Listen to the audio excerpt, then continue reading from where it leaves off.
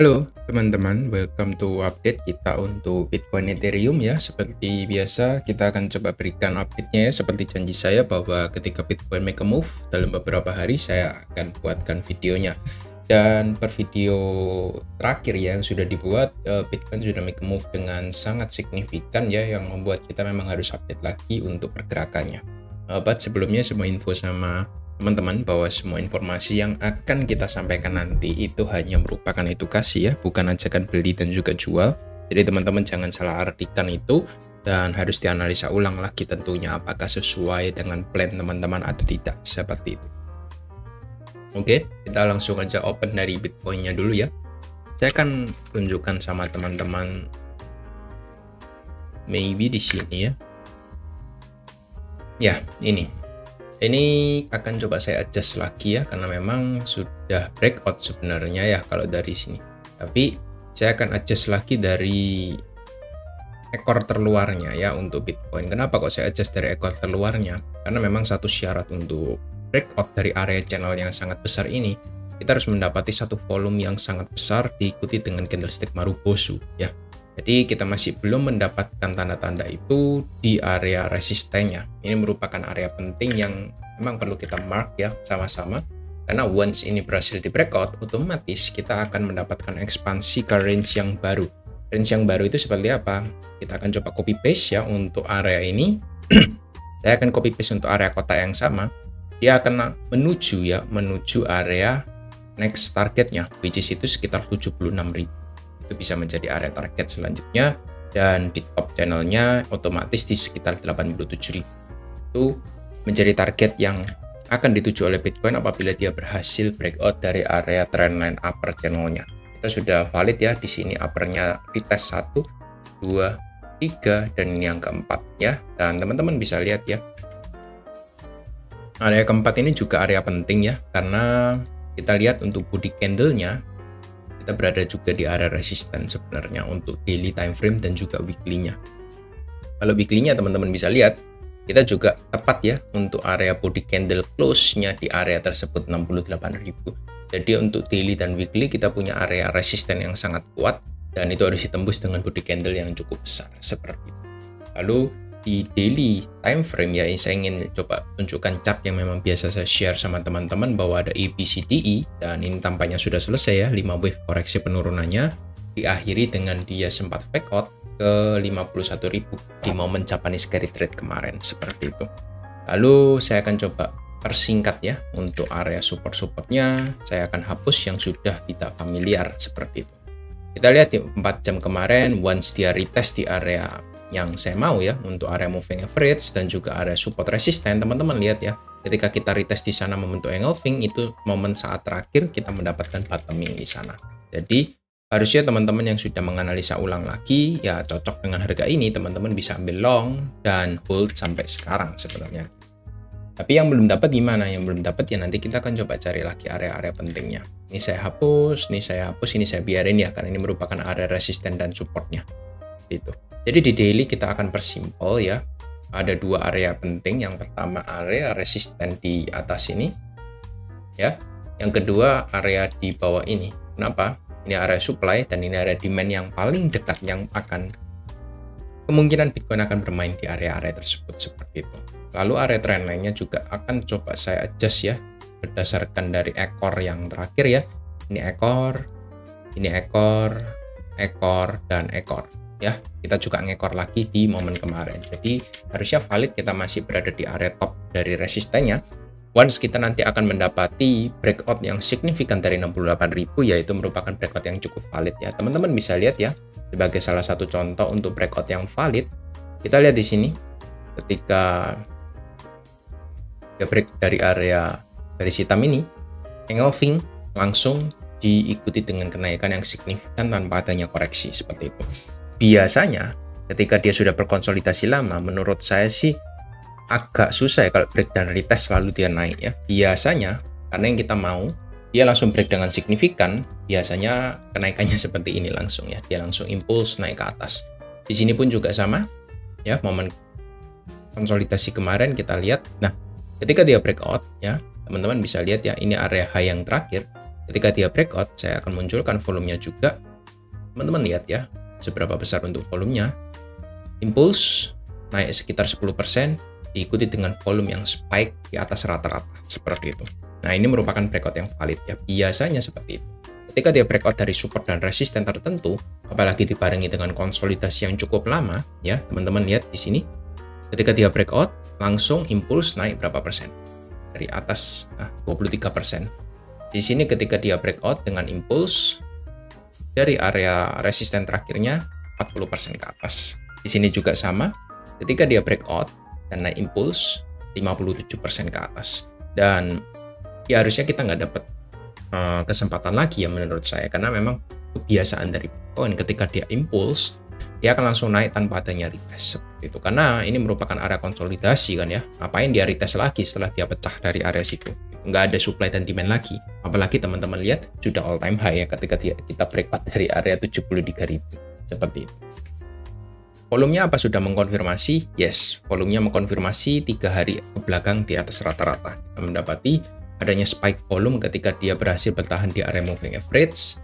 Lalu yang selanjutnya kita sudah berhasil change of character ya, dan juga break of structure di sini 2 kali, sehingga any pullback ya, mungkin teman-teman bisa ekspektasi pullbacknya ya nggak bisa terlalu jauh menurut saya ya. Area pullbacknya di time frame kecil kita akan coba cari ya. Ini yang pasti area pertama sekitar 65.000. Area yang kedua saya akan coba mark di sini ya. Ini merupakan area yang juga berpotensi kalau dia gagal mempertahankan 65.000, 63, 64.000 bisa teman-teman pantau untuk 2 area tersebut untuk pullback. Jadi skenario-nya kalau dia gagal untuk breakout ke atas, dia akan pullback dulu 65 sampai 63, setelah itu baru melanjutkan kenaikannya, atau dia akan langsung breakout ke atas dengan impulsif. Jadi pilihannya cuma 2, ya biar market yang menentukan ya, bukan kita yang menentukan. Jadi kalau turun teman-teman tahu harus apa, kalau naik juga teman-teman tahu harus apa, seperti itu ya. Jangan nanti ketika turun teman-teman bingung, oh ini sudah bear market lagi ya, ini gagal fake out atau seperti apa ya. Teman-teman bisa coba lihat by data ya, dia sudah break of structure, change of character ya. Lalu buat apa teman-teman takut ya, selama kita memang tidak close lagi di bawah area 60.000, ya so far sih trennya bullish ya menurut saya ya, kalau kita nggak close di bawah sana gitu.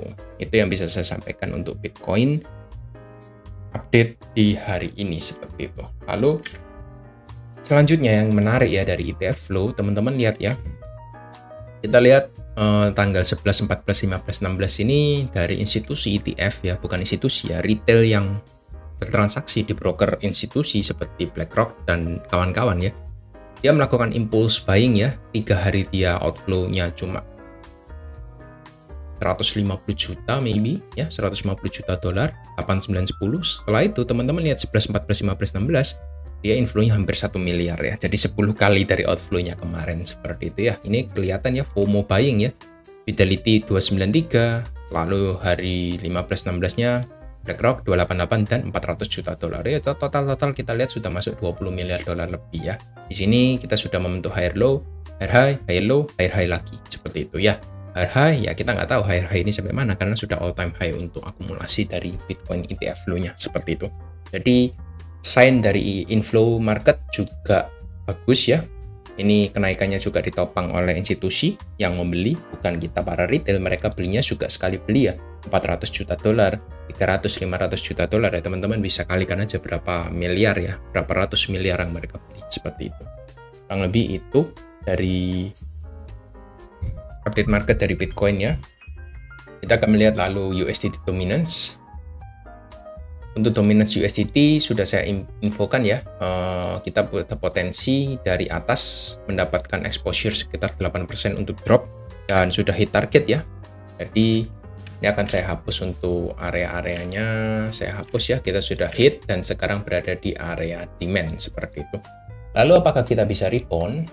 Menurut saya ada potensi kita rebound dulu ya, sehingga ada masuk fase koreksinya. Karena kita memang sudah melihat di sini 3 hari ke belakang kita mendapatkan rejection di area support ya. Ada potensial kita akan rebound dulu, little rebound ya, rebound kecil mungkin di sekitar 5,45 sampai 5,5%, baru kita akan drop lagi melanjutkan proses penurunannya untuk USDT dominance-nya seperti itu. Jadi teman-teman lihat ya, drop kecil sekitar 8%, 9% itu membuat market sangat impuls naik ke atas gitu ya. Jadi next targetnya kalau kita berhasil lagi untuk breakdown, ya next target kita mungkin akan turun ke 5% ya, which is itu 5,2 ke 5%, kita masih ada 6% lagi. Jadi harusnya akan memberikan euforia di market ya. Apalagi teman-teman lihat kita ada bearish flag yang sangat besar di sini, dan kalau kita memang jebol dari area support, otomatis tren dari bearish flag ini sudah valid ya untuk breakdown ke bawah. Ya target kita sih overall pasti di area lowest-nya ya, untuk jangka panjangnya sekitar 3,86%. Tapi apakah itu akan terjadi dalam waktu yang cepat? Menurut saya enggak ya. Kita akan retrace dulu ya, akan ada drama sedikit di market sebelum nanti kita memang impuls turun ke bawah memasuki altcoin season juga nanti seperti itu. Apakah sekarang altcoin season? For me masih belum ya. Bitcoin dominance kita masih dalam proses pumping yang sangat besar ya. Saya ekspektasi turun sekitar 0,5%, tak dikasih malah naik ya, sesuai proyeksi kita juga. Counter trennya ya, dia bisa melanjutkan tren kenaikannya, retest sampai area trendline di atas dan sudah hit. Lalu gimana nextnya? Ya ini kenapa sih saya gambar kotak di atas ini buat teman-teman yang memang baru join. Teman-teman bisa lihat di sini kita punya area imbalance ya di sini untuk weekly time frame-nya. Imbalance ini apa sih? Imbalance itu ini loh. Ketika dia turun, ya teman-teman fokus sama candlestick ini ya. Ketika dia turun, kita lihat ekornya terakhir di sini, lalu ekor sebelum candlenya itu di sini. Ya, berarti kita punya area kosong yang belum diisi, itu sekitar 60% sampai di area 58,4. Makanya saya gambar kotak di area tengah-tengah itu sebagai penanda bahwa itu merupakan area yang perlu diisi oleh Bitcoin. Untuk weekly time frame-nya, dia terbentuk 2021 dan kita baru fill lagi itu di 2024, 3 tahun setelahnya. Ada potensi memang kita naik sampai 60% ya, top dari area imbalance ya. Atau kita fill setengah pun sebenarnya juga valid ya kalau kita drop langsung ke bawah gitu. Tapi secara tren memang kita sudah mengalami perlambatan gitu. Tinggal nanti kita tunggu untuk trigger point dia koreksi atau reversalnya seperti apa. Maybe trigger point-nya kita membentuk double top, itu juga bisa ya kalau memang kita cepat ya untuk dropnya. Double top biasanya terjadi, tapi kalau misalnya kita cukup konservatif ya, cukup lama untuk konsolidasi di atasnya, maybe head and shoulder ini juga bisa menjadi satu peluang yang bisa teman-teman antisipasi juga ya. Head and shoulder baru kita drop dari sana memasuki altcoin season seperti itu. Selama kita masih melihat dominance Bitcoin-nya masih berada di atas rata-rata bahkan mendekati 60%, ya altcoin season itu belum ada gitu ya. Jangan teman-teman berharap altcoin season itu barengan dengan Bitcoin, karena uang itu harus mengalir ke Bitcoin dulu kan ya yang pasti. Dimana kita mau altcoin, Bitcoin-nya aja belum all time high ya. All time high kita masih ada di 73.000 gitu ya.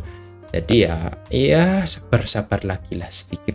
Harusnya di tahun ini kita bisa all time high, seperti itu harapan kita semua. Selama ya, disclaimer lagi, selama nggak ada acara yang aneh-aneh seperti perang dunia ataukah virus ataukah krisis liquidity ya, global liquidity-nya macet atau gimana ya, kita nggak tahu. Sesuatu bisa terjadi kapan saja ya, kita harus mengantisipasi seperti itu. Lalu next kita akan bahas dari Ethereum ya.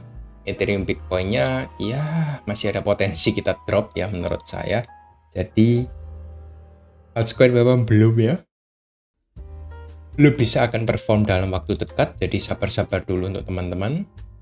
Ethereum-nya sendiri pun masih dalam fase reakumulasi lagi ya, di area resisten 2700 something sampai di area trendline ini kita masih dalam fase akumulasi yang cukup ketat seperti itu. Jadi ya bisa analisa ulang lah apakah Ethereum ini bagus kalau teman-teman yang mau entry di Ethereum secara market cap, fundamental, lalu juga utilize apakah memang Ethereum ini bagus untuk diinvest ya, teman-teman bisa analisa sendiri. Tapi berdasarkan price action ini lebih bagus daripada Bitcoin yang bisa saya sampaikan seperti itu ya. Memang pergerakannya lebih lama ya. Triangle yang terjadi di sini kalau teman-teman lihat ya, ini triangle-nya kecil ya. Ya konsolidasi. Teman-teman perlu ingat ya, di sini juga ada triangle sebelumnya ya. Dia konsolidasi mengerucut tapi lebih besar ya. Setelah itu dia breakout dengan impuls ya. Harapan kita setelah dia breakout di sini, kita bisa impuls langsung retest di area all time high di 4.500 seperti itu. Jadi target kita ya, ketika kita berhasil break 2.700-an, target kita langsung ke 3.500, 3.900 dan juga 4.500. Jadi target kita nggak banyak ya di area resisten untuk weekly-nya. Nggak begitu banyak sehingga PR-nya nggak terlalu banyak juga kalau kita breakout gitu. Itu aja sih dari Ethereum. Apalagi teman-teman yang suka chart pattern, teman-teman pasti akan aware namanya head and shoulder kan ya di sini. Kalau break dari head and shoulder, teman-teman yang pencinta chart pattern pasti tahu untuk targetnya di mana untuk head and shoulder-nya. Ya, upper channel-nya lah ya. Upper channel ini target optimis ya, target optimistik ya. Tapi apakah sampai sana? Menurut saya sih pribadi agak susah ya. Tapi ya kita lihat nanti, namanya market ya, nggak bisa ditebak. Yang pasti dia harus breakout dulu dari 2.700 seperti itu. Target panjang kita bisa proyeksikan sampai mana, tapi yang pasti area resisten terdekat itu harus di breakout dulu, jadi nggak bisa muluk-muluk juga kan ya, seperti itu aja untuk Ethereum-nya. Dari next total 3, teman-teman bisa lihat for total 3 juga sesuai ya. Yang terakhir saya mau lihat di sini, ketika resisten terakhir ini dia bisa breakout, saya mau tunggu dia retest ya, dan sudah terjadi di sini break retest untuk melanjutkan kenaikannya. Kalau dia turun ya saya mau dia turun dulu sampai area lowest dari trendline-nya, tapi ternyata nggak dikasih, skenario breakout ternyata yang bermain sekarang. Jadi ya teman-teman lihat ya, ini area resisten, ketika di break ya dia menjadi support, lalu dia terpantul ke atas. Gitu aja sih secara statistik, kita masih bermain di atas area moving average-nya ya. Dan ada potensi kita melanjutkan kenaikannya untuk total 3-nya seperti itu. Itu aja dari saya. Bitcoin juga sudah dibahas, Ethereum juga sudah dibahas, dia bermain di atas area moving average ya. Untuk di daily time frame pun juga sama, sudah bermain di atas moving average dengan volume yang juga impuls ya. Kita lihat naiknya di atas rata-rata juga untuk impuls volumenya, berbeda dengan yang di momen di sini ya. Momen di sini kemarin kenaikan volumenya masih cenderung average ya, sesuai dengan rata-ratanya, tidak terlalu besar tapi nggak terlalu kecil juga. Tapi berbeda dengan momen ketika breakout di tanggal 14 kemarin, dia cukup impuls bahkan melebihi dari rata-rata volumenya seperti itu. Harusnya dia bisa membawa untuk market breakout ke price yang lebih tinggi lagi seperti itu. Itu aja dari saya. ETF juga sudah dibahas ya, jangan FOMO menurut saya, tunggu untuk area retest di area-area penting seperti itu. Mungkin next nanti kita akan adakan ya untuk live streaming altcoin. Gimana menurut teman-teman? Coba komen mau di bawah ya kalau teman-teman mau kita adakan live streaming untuk khusus membahas altcoin, karena menurut saya ini waktu yang tepat untuk kita mulai lirik lagi altcoin yang sudah terbengkalai seperti itu. Jadi sebelum nanti altcoin season dimulai, kita pasti punya waktu untuk melakukan reakumulasi lagi, dan tampaknya ini waktu yang tepat untuk kita adakan live streaming seperti itu. Gimana menurut teman-teman? Nanti teman-teman coba komen sendiri ya. Itu aja dari saya. Thank you semua. Pastikan teman-teman untuk analisa ulang lagi semua yang saya sampaikan di sini, dan jangan FOMO. Thank you. Bye-bye.